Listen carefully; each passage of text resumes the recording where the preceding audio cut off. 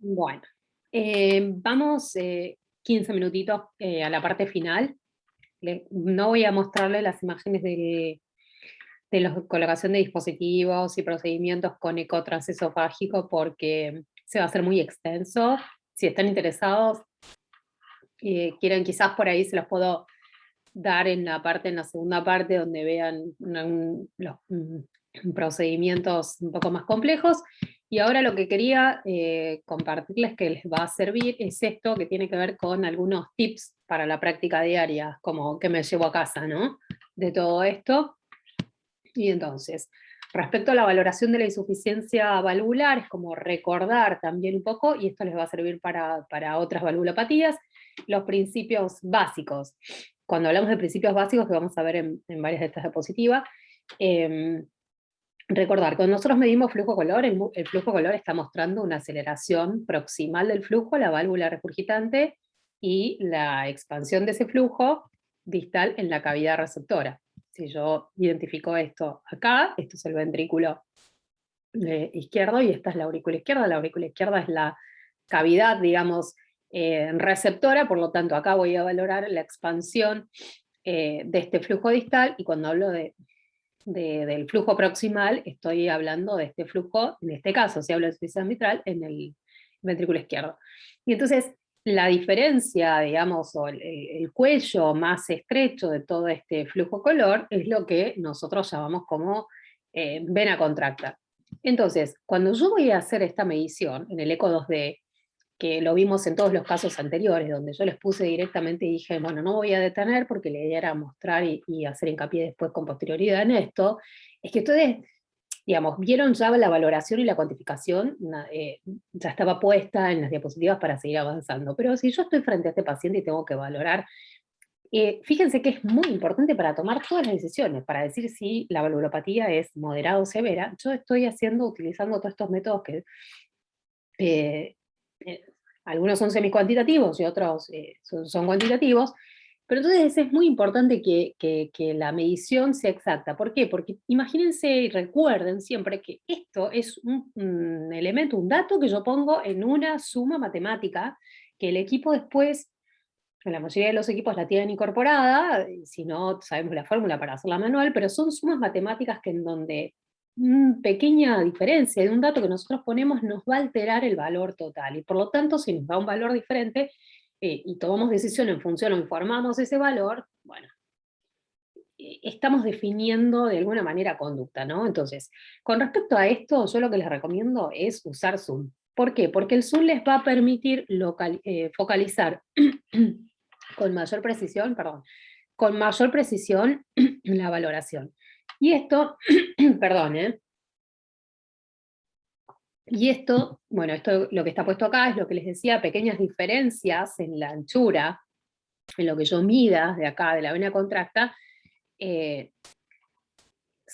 corresponden a alteraciones que son sustanciales en la valoración de la gravedad de una insuficiencia. Entonces es muy importante, y sobre todo, no solo en la vena contracta, sino después yo hago todo este cálculo, por ejemplo, en la valoración de Lore, voy a considerar muchas otras mediciones, y entonces esta medición tiene que ser precisa y exacta. Bueno, eh, nada, ahí les puse el zoom. Respecto a, eso es con respecto a la vena contracta. Con respecto al método PISA, bueno, de nuevo, estamos localizados, que un poco me fui adelantando, pero bueno, también vamos a tomar este valor que es, yo voy a hacer una medición de este campo que considero que es circular, ¿no? Que la orificia es circular, y entonces tomo un valor, digamos, del radio, entonces yo tengo que sacar un valor del radio, por lo tanto tengo que tener muy identificada esta imagen. Para eso, digamos, el tip práctico es pongan zoom para poder medir esto. Y acá nos encontramos con una realidad que es necesario decirlo, digamos, el campo de flujo proximal no es esférico, digamos, yo voy a tomar el PISA desde acá, el radio de esa circunferencia que asumo que es esférico, entonces el PISA, que todo el valor está basado en eso, va a ser inexacto. Entonces, esto es importante que tengan, digamos, en claro, que el PISA sirve por digamos, por esta razón, sobre todo para los flujos centrales, y que si yo tengo flujos excéntricos, como nos pasó, por ejemplo, con el caso de la última paciente que vimos, la paciente que iba a trasplante renal, que tenía un jet excéntrico, y yo quiero hacer PISA en ese paciente, claro, va a haber un sesgo, ¿no? Yo, digamos, voy a sumar eso a otros métodos. Bueno, cuando voy a valorar insuficiencias leves, insuficiencia mitral, insuficiencias, estamos hablando de insuficiencia mitral, insuficiencia mitral leves, digamos, es muy difícil de valorarlo. Y cuando hay insuficiencias aórticas, ¿por qué? Porque el flujo de la insuficiencia aórtica un poco contamina el flujo que yo estoy tratando de medir y entonces no tengo precisión en la visualización.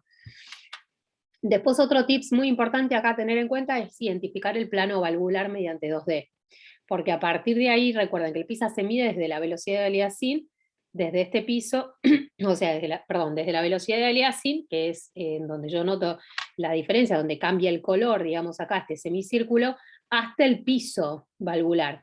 Entonces es muy importante que mi ojo haya visualizado con 2D previamente dónde está el piso valvular antes de hacer la medición. ¿Está bien? Respecto a la medición del volumen regurgitante.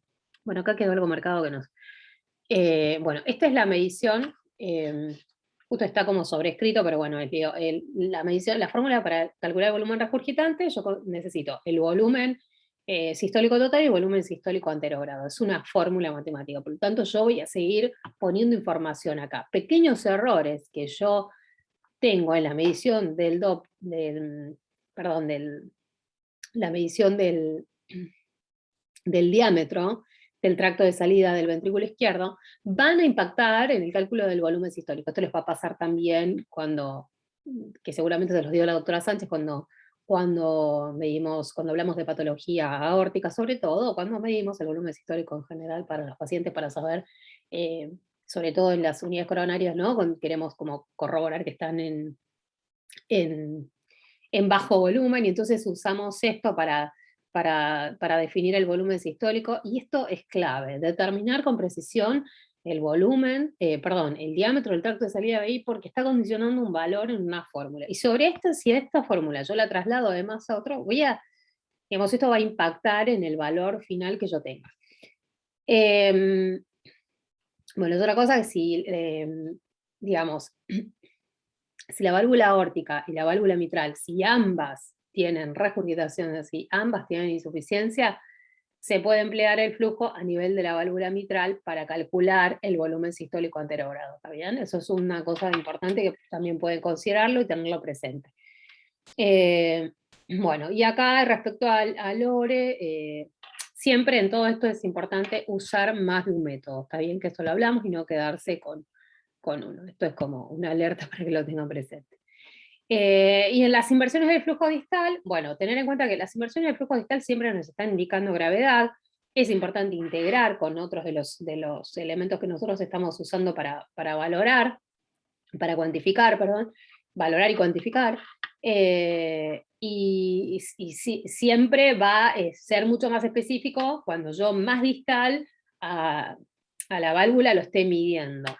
Y después hay un puntito acá que me parece importante traerlos a colación, que patrones de flujo normales muchas veces pueden confundirse. Por ejemplo, en la aorta descendente que yo vea un flujo protodiastólico es normal, o sea, digamos, esa protodiástole tiene que tener, si está en la protodiástole es normal, tiene que ser un flujo que sea diastólico, sobre todo que sea holodiastólico y que mida determinada, que tiene que tener determinada medición.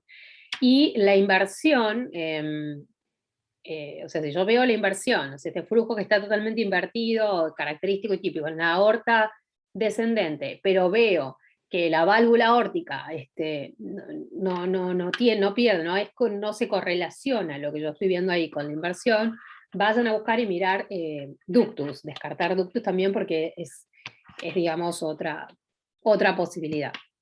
Bueno, esto nada más son pequeños tips como a grandes rasgos y en general que les quería dejar. Muchas gracias